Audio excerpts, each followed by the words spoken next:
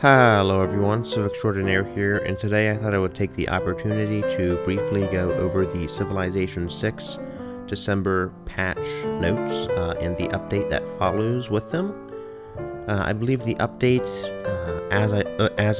I'm recording this, was released 2 days ago on December 17th, but I'm not too sure about the specifics. It's been a while since I've gotten back into the game, but I should be getting back into Civ 6 fairly soon with my upcoming goal Let's Play. But not to keep you guys waiting, let's get right into the patch notes and start breaking them down. Alright, so I'm back, and I'm on the Civilization 6 official website, and just from the look of it, these patch notes seem to be a lot longer than the previous update, or the previous extensive update, I should say, which was 2 months ago, and I believe in October, I have to say, because I think the Gaul and Byzantium pack was in September, though you guys can correct me if I'm wrong. Yeah, so the last free update was in between the Babylon and then the Byzantium and Gaul pack, and that free update was in October. So we're right in December, the month before January, and that is, January is when we will see Kublai Khan in Vietnam, which should be fairly fun. I'm not too sure about the focus for that, but we're also going to see an alternate economies mode. And then in February, we should see something with barbarians. The Twitter teased about it, but I'm not too sure about how that will carry out. But I've been combing through these patch notes, and there's a few interesting changes. The first of all, notably, is that the amenities, the negative amenity penalty has been reduced back to its state as of Gathering Storm. The negative amenity penalty used to be a lot steeper, in that when you were settling new cities, you had negative amenities, and your capital was the only city, it's your first city, and I believe the palace provided an amenity, so you weren't starting out with a negative amenity and suffering from those penalties. They also made a few changes to Great People, just with Einstein, Alfred Nobel, and Da Vinci. I think Da Vinci's culture bonus is a lot more significant because you're getting +3 from workshops, so you're basically getting a pretty decent theater square out of that. The only problem is that, of course, you don't have the slots for great art, great works, and that's kind of one of the big reasons for having theater squares, but it's still fairly significant. And then they kind of tweaked some of the wonders and the religious strength, but another interesting thing here was they were kind of messing with anti-cav in this patch. And here's a bug with John Curtin, I was not aware of that. But it was, I believe, +5 for the thrust anti-cavalry promotion, which I'm not too sure about, because anti-cav was already weak, but I think they made anti-cavalry a bit cheaper to build, so this was more of a balancing and not necessarily a nerf. They did a lot of policy tweaking here, more towards tall play, I believe, because they made it a bit more rewarding, but you have to be a bit more careful with city planning. Some of these actually benefit Scotland a lot, especially with the amenity changes, so I may consider playing them after Gaul, but just let me know. For example, I believe science and industry was buffed, two areas where Scotland really strives since their amenities. For ecstatic cities, they get a huge boost towards great engineer points and great scientist points. And so I think with cards like Science Foundation, where you're getting extra great scientist points and great engineer points, that just goes, or it jives well with Scotland, and that just makes perfect sense. So I'll let you guys just pause the video and read over these, but basically they upped the population cost and the adjacency cost, so they kind of nerfed tall play, I guess you could say,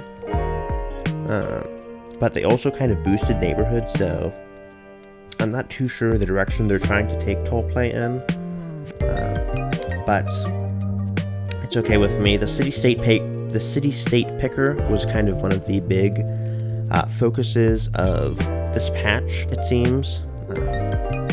They were obviously inspired by the Wonder Picker, but I'm sure a lot of Civ fans will be looking forward to the City-State Picker, especially for strategies with like Nalanda and Babylon, where you can really cheese Eureka's and whatnot. I'm not too sure about the specific intricacies of the Nalanda Babylon strategy, but I know a lot of people wanted to get the opportunity to do that, so I'm sure they will be pleased. Personally, not something I'm too incentivized towards doing. I don't really like gamey strategies. But as you can see here, just going on to Tech and Civics, they made the Eureka's a lot easier, which is, it does not make any sense, because Babylon, this is basically a direct buff to Babylon, just because I guess they were having trouble in later eras, and that was like the only thing really slowing them down, so just to see this is kind of disappointing. But maybe they were just trying to streamline it for civs that weren't Babylon, and they were just having trouble getting ahead in the later eras, which was admittedly a problem for some players, but they probably should have included a nerf for Babylon in this patch, at least if they were going to do this. So that's all I'm really going to say about that. Another big change is that they were kind of focusing on this patch with the Ethiopia pack last patch. In October was the Maya and Gran Colombia pack, where they nerfed Gran Colombia. But with this patch, they're really tweaking around ley lines and whatnot, because they tended to spawn in unhospitable areas, and that made the Hermetic Society one of the worst societies, just because it was so hard to get those ley lines, which are super powerful, but it was so hard to get them. And I think they were messing around with pirates. That's not really something I'm too interested in, but that's okay. They also tweaked some of Byzantium stuff. I guess the mines provided by Gaul, or the mines built by Gaul, provide tourism, which is an interesting feature. I thought they already would, but maybe that's part of Gaul's ability. And then they did some tweaks to heroes and legends. I know Oya was one of the weaker heroes, so seeing a few tweaks to her also helps. And then Arthur, of course, his Accolade ability, which is pretty ridiculous considering you could convert scouts to like heavy cavalry. It got a bit nerfed because I think you could do that with naval units, so that makes sense. Here's just some various other tweaks they have for the consoles and everything.